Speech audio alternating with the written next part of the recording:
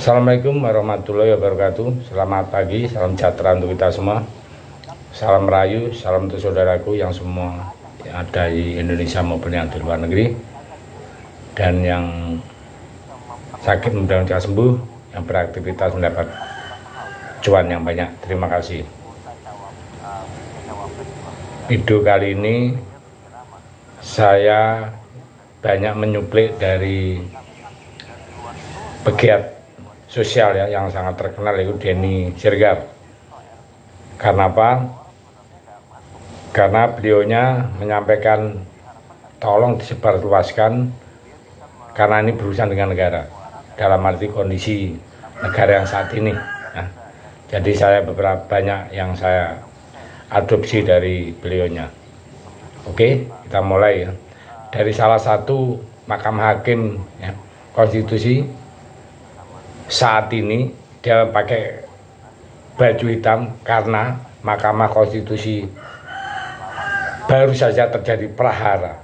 Nah, ini prolog ya, bahwa salah satu hakim konstitusi mengatakan begitu.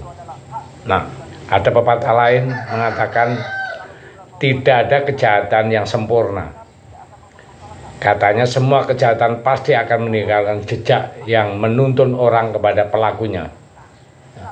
Dari sebuah peristiwa yang memalukan, menjijikkan, merusak akal sehat orang-orang waras di Mahkamah Konstitusi, di mana ipar Presiden Jokowi yang menjadi Ketua MK Anwar Usman meloloskan keponakannya Gibran untuk mendapatkan legitimasi supaya bisa bertarung jadi calon wakil presiden.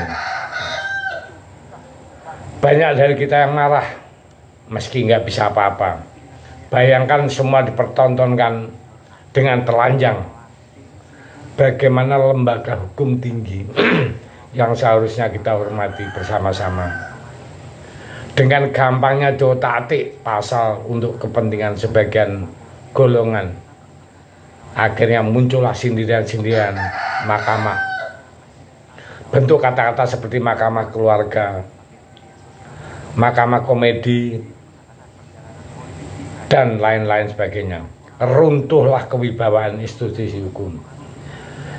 Kita membuat rasa cemas, dan saya yakin banyak orang yang juga cemas bahwa inilah bibit-bibit kerusuhan yang akan tercipta ketika terjadi perselisihan angka antara para kontestan pemilu. Apalagi yang harus kita percaya ketika negara saja sudah tidak bisa dipercaya. Negara diejek, dibully, dilecehkan sehingga kehilangan marwah, rusak semua kepercayaan hanya karena setitik nila seperti yang kita tonton di awal tadi. Hakim Mahkamah Konstitusi Arief Hidayat bahkan bergabung terhadap prahara yang ada di institusinya.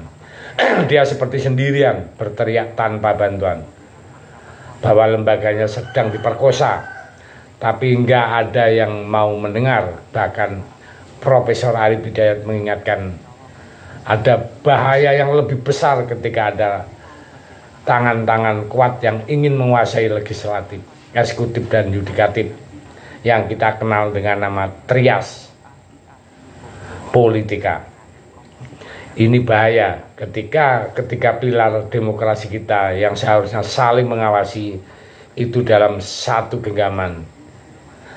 Ini akan memunculkan hal yang namanya absolute power, kekuatan absolut dalam genggaman satu orang absolut. Akan munculkan perilaku korupsi yang luar biasa, bukan hanya korupsi materi tetapi juga lebih ngeri lagi adalah korupsi kebijakan. Absolute power berpotensi mematikan suara-suara yang mengkritik kebijakan yang membungkam banyak orang dengan ancaman sehingga mereka takut dan hanya bisa diam. Belum cukup Profesor Arief Hidayat hakim selesai, Mahkamah Konstitusi bicara, ada 16 guru besar pengajar hukum tata negara dan administrasi negara yang melakukan pelaporan kepada Ketua Mahkamah Konstitusi tentang Anwar Usman yang iparnya Presiden Joko Widodo. dan keponakannya Gibran, karena dianggap sudah melanggar etik perilaku hakim konstitusi. Kita harus paham kemarahan yang ada di dalam dada para guru-guru besar, karena bagaimana mereka bisa menjelaskan kepada mahasiswa terhadap kebusukan di dalam Mahkamah Konstitusi, sementara konstitusi sendiri negeri kita sedang diacak-acak. Indonesia, negeri kita sedang diacak-acak. Indonesia sedang tidak baik-baik saja. Dan sialnya masalah kerusakan hukum di negara kita ini masih diredam dengan narasi-narasi remeh-temeh tentang pencapresan. Yang kritik dan yang kasih warning adalah para pembenci Jokowi, bahwa ini adalah pertarungan antara Jokowi versus Mega, bahwa politik dinasti itu lumrah karena juga terjadi di negara-negara besar. Propaganda yang ingin mengalihkan perhatian masyarakat dari titik kerusakan di Mahkamah Konstitusi menjadi isu capres-capres belaka, bahwa yang kritik dan protes ini pasti pendukung capres tertentu. Ini kan gila. Ayo kita suarakan, tolong ya, suarakan. Ini bahaya, ya. Bahaya, ya. Kita semua dianggap buta. Ini ada masalah serius di negara kita ini yang memperlihatkan rusaknya sistem negara kita. Ketika diobrak-abrik oleh segelintir orang yang ingin menang di naluri kalian, ayo nanti akan terjadi ketika Mahkamah Konstitusi yang harusnya jadi wasit dalam pertandingan malah jadi bagian dari pemainnya. Ini yang sangat mengkhawatirkan. Apakah bisa nanti mencegah kerusuhan ketika ada yang tidak puas terhadap hasil pemilu, karena sudah tertanam di benak mereka bahwa hakimnya tidak netral. Coba lihat gambaran ini. Coba kita bayangkan kalau terjadi sengketa Pilpres, apa yang terjadi kalau Mahkamah Konstitusi tidak dipercaya? Yang terjadi adalah kerusuhan. Ini yang membahayakan negara kita yang depan. Jangan sibuk coplas-capres saja. Kalau Mahkamah Konstitusi saja sudah dikuasai, bagaimana dengan alat negara lain? Maksudnya dengan alat-alat negara yang lainnya seperti KPU, kepolisian, tentara, jaksa, dan lain-lain. Percayakah ini pertandingan akan berjalan dengan fair ketika ya, sebagai salah satu konsisten sedang bapaknya sebagai ketua panitia ya. Coba kita bayangkan ada pertandingan bapaknya jadi wasit,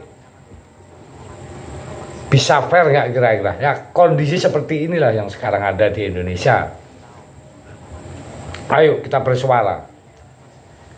Dan baru-baru ini juga Ketua Mahkamah Konstitusi Jimli Azidik mengatakan ya, ada betul-betul kerusakan di dalam, dan kita nunggu prosesnya. Sekarang Dewan Kehormatan sidang, mudah-mudahan ada solusinya ya.